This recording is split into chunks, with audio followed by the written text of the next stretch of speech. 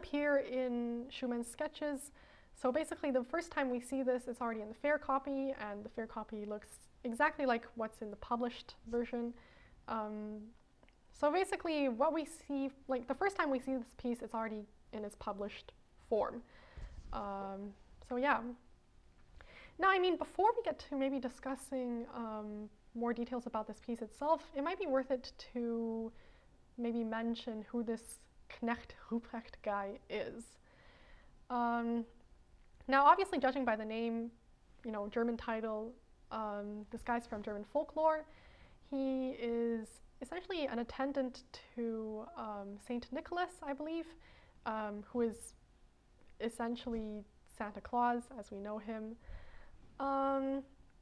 And I mean, okay, first of all, I'm obviously not an expert in German folklore, so if I get anything wrong, guys, please feel free to correct me in the comments. But from what I gather, Knecht Ruprecht seems to be kind of interchangeable with Santa Claus or Saint Nicholas in Germany. So like the two are kind of the same figures, I guess.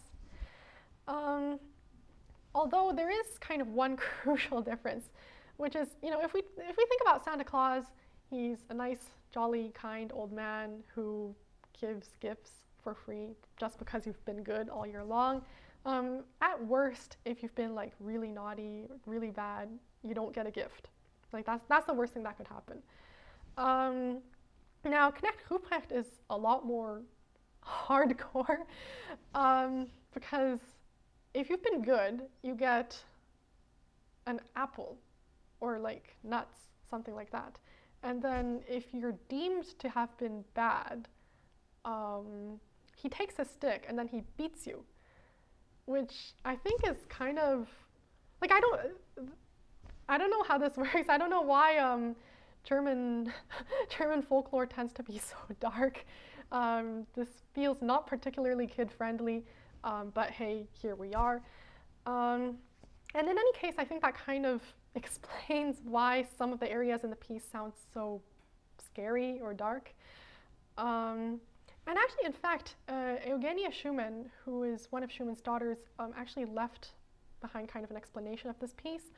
And she basically describes it as being, this guy thunders up the stairs, greets the trembling children, trembling with fear, and then drops off the gifts and then thunders back downstairs. And I think that paints a pretty clear picture of what's going on, and it's pretty well connected to the piece. Now, as to why the children are so frightened, I suppose it's because you don't know whether you're getting an apple or getting a beating, which is a not so nice Christmas gift. All right, that's about that.